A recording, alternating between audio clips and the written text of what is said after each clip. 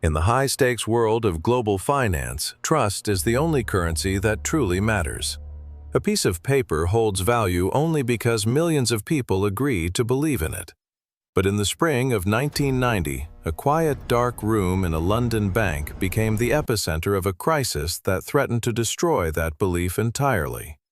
A senior currency expert was examining a stack of $100 bills that had just arrived from a prominent Middle Eastern exchange house. To the naked eye, to the touch, and even under standard ultraviolet light detectors, the bills were flawless. The paper had the perfect, crisp snap, the ink formulation was exact, and the microscopic red and blue fibers were embedded perfectly within the linen-cotton blend. Yet, the expert felt a chill run down his spine. There was something almost imperceptibly different about the ink on the right side of Benjamin Franklin's portrait. It was a margin of error measured in microns. When he ran the bill through a highly advanced industrial laboratory scanner, the machine returned an error code that sent shockwaves all the way to Washington, D.C. The United States Secret Service was immediately notified. What the London bank had discovered was not the work of an ordinary criminal enterprise. They had just crossed paths with a ghost. The financial world called it the Superdollar. It was a counterfeit banknote so incredibly perfect that it was technically superior to the genuine currency printed by the U.S. Bureau of Engraving and Printing. For decades, the United States had protected its currency with proprietary technology. The paper was manufactured by a single company under strict military guard. The ink was a top-secret chemical formula that changed color depending on the angle of the light. The printing presses were massive, multi-million-dollar intra-grain machines that utilized extreme pressure to stamp the design into the paper, creating a distinct, raised texture that human hands could instantly recognize.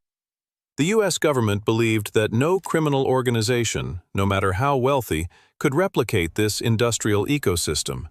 It required heavy machinery, chemical laboratories, and access to state-controlled supply chains.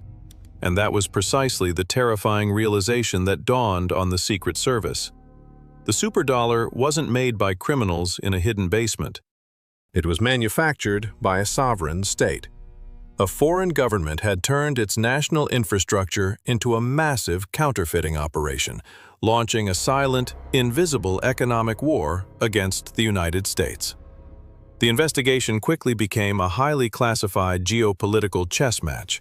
Secret Service agents, working alongside international intelligence agencies, began tracking the flow of these perfect hundreds. They didn't appear in small-time retail shops or local casinos. The superdollars were moving through elite international banking channels, diplomatic pouches, and state-sanctioned shadow networks across Europe, Asia, and the Middle East. Initial suspicion fell on several hostile nations. Some intelligence analysts argued the bills were coming from Iran, printed on the very same high-security presses that the U.S. had legally sold to the Shah before the 1979 revolution. Others pointed toward Syria, or elite criminal syndicates operating out of the lawless valleys of Lebanon. But as the months turned into years, the data began to point toward a much more isolated, tightly controlled, and dangerous location: Pyongyang, North Korea. Inside the deeply secretive regime, there existed a highly classified government department known simply as Room 39. Created in the 1970s, Room 39's sole purpose was to generate hard foreign currency for the state's elite by any means necessary. It operated outside of regular laws, controlling gold mines, high-end smuggling rings, and, as the evidence began to suggest, the most sophisticated counterfeiting operation the world had ever seen. According to high-level defectors who later escaped the regime, Room 39 had spared no expense. They had managed to secretly purchase exact replicas of the official Swiss-made printing presses used by the U.S. Mint. They acquired the same highly restricted raw cotton and linen from international markets, and their top scientists spent years reverse engineering the exact chemical composition of the U.S. government's color-shifting ink. The North Korean operation didn't just copy the money, they perfected it. In some instances, the superdollars were actually printed on higher quality paper than the real American bills, making them more durable. By the mid-1990s, hundreds of millions of these perfect phantoms were quietly resting inside the vaults of major international banks, completely undetected. They were used to fund covert operations, purchase weapons, and stabilize a struggling economy, all while the Federal Reserve remained completely blind to the scale of the infiltration. The American economy was facing a silent invasion. If the public discovered that millions of circulating $100 bills were indistinguishable from fakes, global trust in the almighty dollar would collapse overnight. The Secret Service needed to catch the distributors red-handed, but dealing with a rogue state meant the ordinary rules of law enforcement no longer applied. They needed a trap. To stop a sovereign nation from weaponizing your own currency, you cannot simply flash a badge or secure a local search warrant. The United States Secret Service, working in the shadows with the CIA, had to orchestrate one of the most complex, high-stakes sting operations in modern counterintelligence history. The mission was clear: cut off the global arteries through which the superdollars were flowing. The trap was sprung thousands of miles away from Washington, in the neutral, rain-slicked streets of mid-1990s Europe. Intelligence assets had identified a key node in the North Korean distribution network, a highly placed operative moving under diplomatic immunity, carrying pristine, brick-sized packages of $100 bills inside heavily guarded diplomatic pouches. Through a series of carefully placed informants and front companies posing as elite black market arms dealers, undercover federal agents managed to lure the distributors into a web.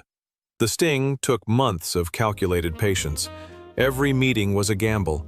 One wrong word, one slip in protocol, and the operatives would vanish back into their embassy walls, completely untouchable by Western law. The climax came in a quiet, high-end hotel suite overlooking the harbor in a European capital.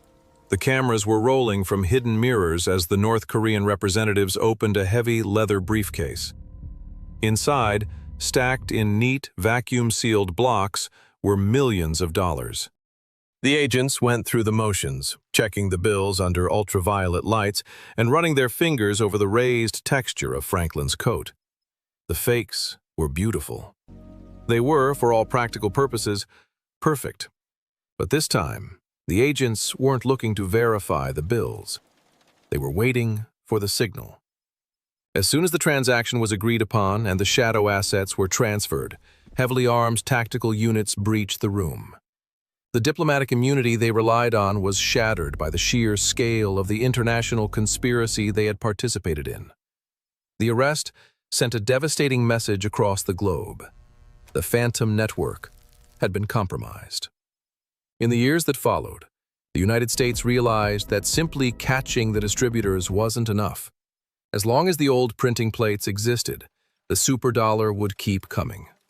The threat was so severe that it forced the Federal Reserve to make a radical decision. For the first time in modern history, the United States decided to completely redesign the $100 bill. In 1996, they introduced a massive off-center portrait of Benjamin Franklin, added advanced microprinting that blurred when copied, and introduced a high-tech security thread that glowed pink under UV light. Years later, they added the 3D security ribbon woven directly into the paper, containing thousands of microscopic lenses. These massive, multi-billion-dollar design overhauls weren't just standard security updates. They were an expensive, direct response to a silent war fought in the dark against the world's most sophisticated phantom currency. To this day, the true scale of the superdollar operation remains a highly classified secret. While the U.S. government successfully neutralized the threat by changing the design of the money, intelligence agencies believe that millions of the older, perfect fakes are still quietly sitting in global bank vaults, completely indistinguishable from the real thing. They remain the ultimate ghosts of the financial world, a reminder of a time when the illusion of global wealth was almost perfectly replicated by the hands of a hidden enemy.